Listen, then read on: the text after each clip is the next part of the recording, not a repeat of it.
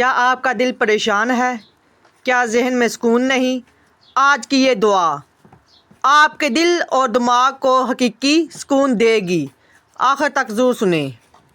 فلپیو 4 باب اس کی 6 سے 7 آیت ہمیں بتاتی ہے، کسی بات کی فکر نہ کرو بلکہ ہر ایک بات میں تمہاری درخواستیں دعا اور منت کے وسیلہ سے شکر گزاری کے ساتھ خدا کے سامنے پیش کی جائیں، تو خدا کا اطمینان جو سمجھ سے بالکل باہر ہے تمہارے دلوں اور خیالوں کو مسیح یسوع میں رکھے گا۔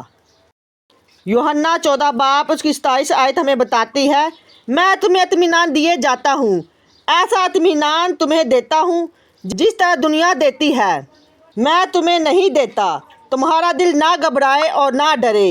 زبور 34 باب اس کی 4 آیت ہمیں بتاتی ہے، میں خداوند کا طالب ہوا، اس نے مجھے جواب دیا اور مجھے میری ساری دہشت سے رہائی بخشی۔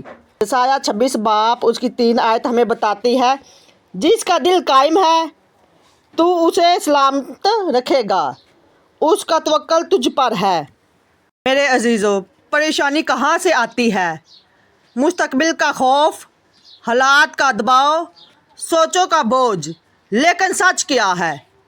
سکون حالات سے نہیں آتا، سکون خدا سے آتا ہے۔ جب ہم خدا پر بھروسہ کرتے ہیں دل پر سکون ہو جاتا ہے۔ آئیے مل کر دعا کرتے ہیں۔ اے آسمانی باپ، میں تیرا شکر ادا کرتی ہوں کہ تو سکون دینے والا خدا ہے۔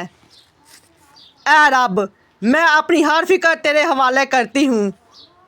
اے خداوند، میرا اطمینان میرے دل میں بھر دے، مجھے ہر خوف سے آزاد کر، میرے ذہن کو سکون دے، میرے خیالات کو ٹھہراؤ دے۔ اے رب، میرے دل سے ہر بوجھ ہٹا دے، ہر دباؤ ختم کر دے۔ اے خداوند، میں اعلان کرتی ہوں میں پریشان نہیں ہوں، میرا دل پرسکون ہے، خدا میرے ساتھ ہے۔ اے رب، جو لوگ پریشانی میں ہیں ان سب کو سکون دے۔ میں یہ سب کچھ مانگتی ہوں یسوع مسیح کے نام میں، آمین۔ اگر آپ سکون چاہتے ہیں تو آمین لکھیں۔ یقیناً آپ نے اس دعا کے وسیلہ سے برکت پائی ہے تو اس دعا کو شیئر کریں تاکہ ہر ایک گھر میں برکت قائم رہے۔